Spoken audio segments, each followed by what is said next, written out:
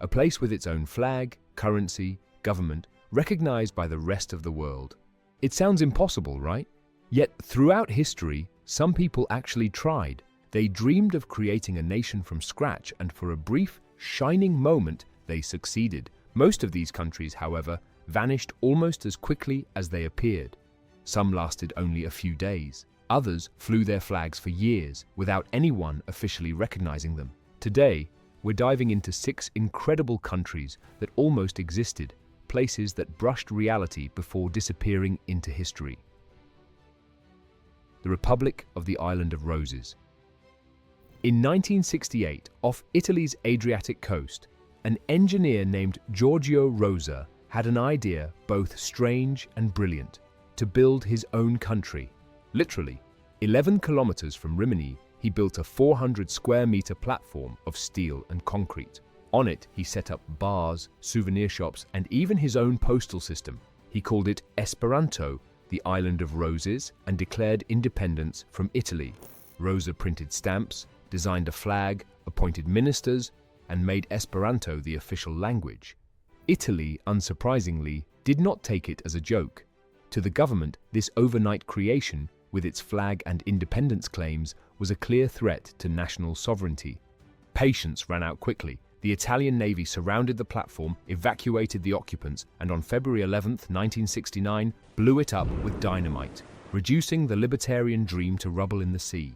A bold, dramatic, and noisy end to one of history's quirkiest attempts to found a country.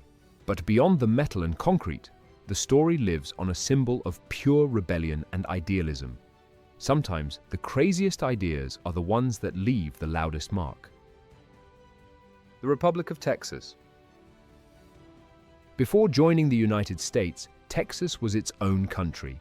Few realize just how close it came to surviving as a permanent nation. In 1836, after a bloody war with Mexico, Texas declared independence. This wasn't a group of rebels hiding in the wilderness. It was a full-fledged nation. It had its own constitution, its iconic Lone Star flag, and a president, the legendary Sam Houston. For nearly a decade, Texas operated as a sovereign country.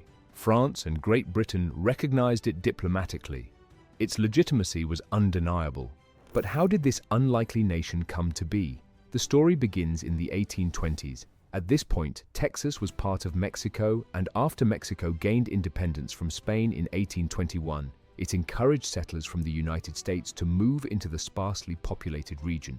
Thousands of American settlers came, bringing their own customs and slavery, which soon clashed with Mexican laws and authority. By the 1830s, tensions grew between the Mexican government, led by President Antonio López de Santa Anna, and the mostly Anglo-American settlers who wanted more autonomy. In 1836, these settlers declared independence, forming the Republic of Texas. After a dramatic war, the settlers won their independence. Yet winning the war was only the beginning. Surviving as a young republic was far harder. Texas faced crippling financial problems from day one. The war had drained resources. The government inherited almost no tax infrastructure. Defense costs loomed large. Raids and threats of Mexican invasions kept the nation on edge. Paper money lost value. Bonds went unpaid. Foreign and domestic debts piled up. With a thin population, limited revenue, and constant military pressure, the future looked bleak. Annexation by the United States became the only viable option. By 1845, Texas had no choice. It joined the United States, ending its brief but remarkable independence. The Republic of West Florida. In 1810, a small strip of land located between Louisiana and the Perdido River, which today is part of the United States, declared its independence from Spain, asserting a brief but bold claim to sovereignty in a region that was still very much in flux politically. A group of Anglo-American settlers seeking to govern themselves and establish order came together to form what they called the Republic of West Florida. They chose St. Francisville as its capital, turning this modest town into the administrative and symbolic heart of their fledgling nation. The settlers quickly organized a system of governance, adopting their own flag, setting up a formal government, and even drafting a constitution to outline the laws and principles that would guide their new republic. So, how long did it last? Only 90 days, a remarkably short-lived experiment in independence, yet one that showcased the determination of its founders to assert control over their land. President Fulwar Skipwith, the leader of this nascent republic, barely had the chance to take office and begin implementing his plans before US troops moved in to occupy the territory, ultimately annexing it and bringing an abrupt end to the fledgling nation. Despite its fleeting existence, the flag of the Republic of West Florida, a simple yet striking design featuring a single white star on a deep blue background, would go on to inspire the iconic Lone Star of Texas, leaving a visual and historical legacy that endured far beyond those brief 90 days. The Confederation of the Rio de la Plata. In the 19th century, after breaking free from Spain, South America was a land of possibilities and dangers. New nations emerged, but stability was fragile. Among the boldest experiments was the Confederation of the Rio de la Plata. Imagine Argentina, Uruguay, Paraguay, and parts of Bolivia united under one flag. The goal was to create a regional power strong enough to face Brazil. A united confederation promised strength, coordinated trade, naval power, and diplomatic influence. It seemed like a solution to chaos, a way to shape their own destiny without foreign interference. But dreams of unity clashed with reality. Buenos Aires, rich from customs revenues, wanted central control. At the same time, the inland provinces demanded autonomy, and Montevideo, Uruguay's port city, had its own vision. Conflicts erupted. Personal rivalries and local strongmen kept the region in turmoil, and the resistance simmered in the provinces. And then came outside interference. The Brazilian Empire intervened whenever Buenos Aires seemed too powerful. Alliances shifted like sand. What might have been a diplomatic confederation became decades of warfare. The Platine Wars tore through the region, leaving devastation in their wake. By 1852, the dream was gone, and the Confederation of the Rio de la Plata vanished. What remained were separate nations, forged by rivalry and conflict, yet all tracing their origins to that bold, failed experiment, a union that almost reshaped South America, but instead left a legacy of ambition, struggle, and the harsh reality of building a nation. The Republic of Biafra. In 1967, in the midst of severe ethnic tensions and a deep economic crisis, the eastern region of Nigeria boldly declared its independence, establishing itself as the Republic of Biafra.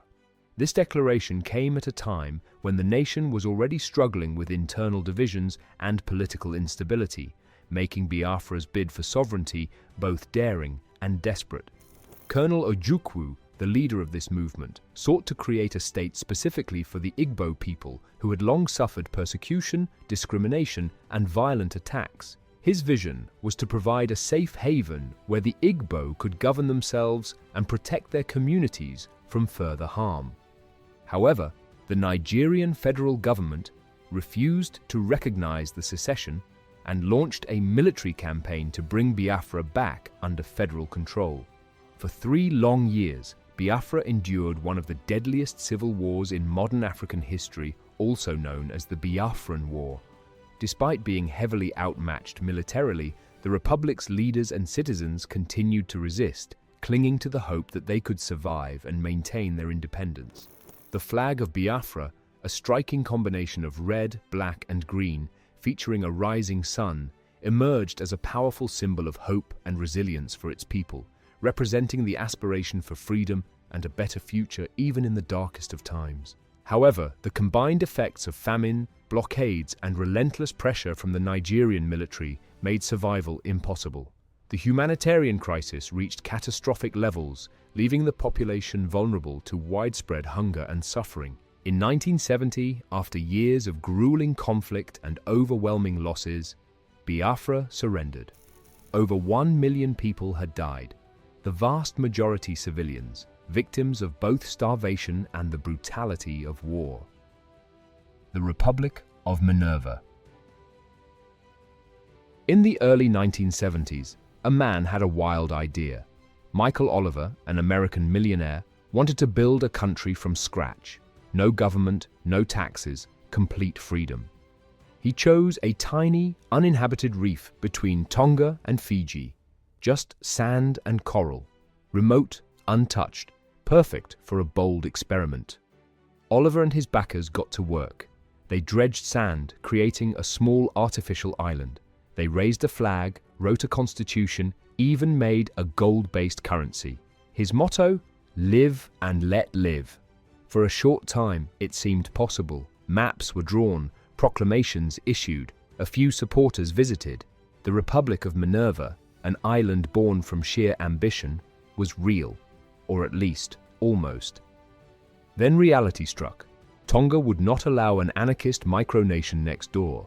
In 1972, the king sent troops. The Tongan flag was raised. No shots were fired, yet the dream ended. A decade later, another small American-led expedition tried again. But the reefs were too small, too remote, too vulnerable. Minerva could never survive. Today, the island is mostly underwater.